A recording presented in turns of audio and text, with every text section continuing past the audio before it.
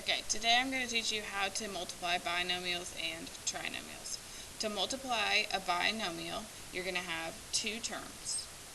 Remember, terms are separated by a plus or a minus sign. So if I have two terms, I'd have something like 2x minus 5.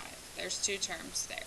If I have a trinomial has three terms. Terms are separated by a plus or a minus sign. So to have three terms, I could have something like x squared plus 4x minus 5. When we multiply binomials and trinomials, you're going to create a box to help you organize your multiplication. So if you're multiplying a binomial by a binomial, you're going to create a box that's 2 by 2 because you have two terms multiplied by two terms. If you're multiplying a binomial and a trinomial, you're going to make a box that is 2 by 3 because I have two terms multiplied by three terms. So the first example we're going to look at is 2x plus 4 times x minus 4. Here I'm multiplying a binomial times a binomial because I have two terms multiplied by two terms. So I've created a 4 by 4 box, as you can see, or a 2 by 2 box, as you can see at the bottom. When you do this, you're going to write your terms on the outside of the boxes. So I'm going to have 2x and 4, and then I'm going to have x, and I'm going to have negative 4. Notice when I did this that I took this sign that is in front of my numbers. Then you're going to multiply x times 2x, which gives me 2x squared, because when you multiply your coefficients, so I have 2 times 1, and then I add my exponents. Next, I'm going to multiply x times 4. When you multiply 4 and x together, you get 4x. Next, I'm going to multiply negative 8 times 2x, which gives me negative 8x. And finally, I'm going to multiply negative 4 times 4, which gives me negative 16. After you've completed your multiplication in the box, then you look to see, do I have any like terms? When you have like terms, you have to add your like terms together. Remember, like terms have the same variable with the same exponent. So if I look at my box here, 4x and negative 8x are like terms. So when I write my answer, I'm going to combine them. So I have 2x squared. When I add negative 8 plus 4, I get negative 4x minus 16, and that would be your answer. So when you multiply 2x plus 4 times x minus 4, your answer is 2x squared minus 4x minus 16. The next example we're going to look at is parentheses x plus 8 squared. When you see this problem, the first tendency is to distribute your 2. However, you can't distribute your 2 in this case because you have a binomial. You can only distribute the 2 if you had a monomial, which is just one term. So since I have a binomial, to be able to multiply here, I have to write x plus 8 twice, because when something's squared, that means you have two of them. So I'm going to multiply x plus 8 times x plus 8, which means now I have two terms multiplied by two terms, so I've created a 2 by 2 box. I'm going to put my terms on the outside, x and 8, x and 8. And then I'm going to multiply. When you multiply, you have to remember to add your exponents. So x times x is going to be x squared. X times 8 is going to give me 8x. 8 times x again is 8x. And 8 times 8 is 64. Then I'm going to look to see if I have any like terms. If you look in your box, you have like terms of 8x and 8x. So you're going to add those together before you give your answer. So I do not have a like term with x squared, so I'm going to have x squared. 8 plus 8 is going to be 16x. You do not add your exponents, your x's together when you add like terms. You just add your numbers, keep your variable the same, and then I have 64. So my answer is going to be x squared plus 16x plus 64.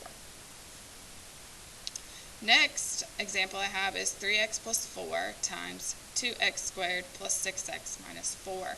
Looking at this example, I'm multiplying a binomial, the first parentheses only has two terms, by a trinomial. So you can see that I've created a 2 by 3 box to multiply here because I'm multiplying a binomial and a trinomial this time. So my binomial has to go on the side that has two terms, so I have my 3x and my 4. And then my trinomial goes across the top because I have three boxes across the top. Remember to always write your signs. And then you're going to multiply just like you did before. You're going to multiply 3x times 2x squared, multiply your 3 and your 2, and add your exponents, so you're going to get 6x cubed. Then you're going to multiply 3x times 6x, which is going to give you 18x squared. Then you're going to multiply 3x times negative 4, which is negative 12x. Then you're going to multiply 4 times 2x squared, which is going to give you 8x squared. Then you multiply 4 times 6x, which gives you 24x. And then finally you're going to multiply 4 times negative 4, which is negative 16. After you multiply, then you look to see if you have any like terms. If you look here, I do not have a like term with 6x cubed, so I'm just going to have 6x cubed. Then if I look at 18x squared, I have a like term with 18x squared, it's 8x squared. So you add your coefficients together. 18 plus 8 is going to be 26x squared.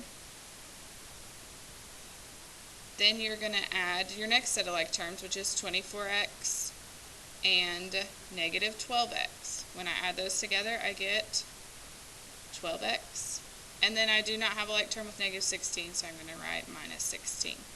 So when you multiply 3x plus 4 times 2x squared plus 6x minus 4, your answer is going to be 6x cubed plus 26x squared plus 12x minus 16. The final example I'm going to do is x squared plus 3x plus 8 times x squared minus 4x plus 12. If I look at my set of parentheses, my first set of parentheses has 3 terms, and my second set has 3 terms. So I'm multiplying a trinomial times a trinomial. In order to do that, I'm going to have to create a 3 by 3 box.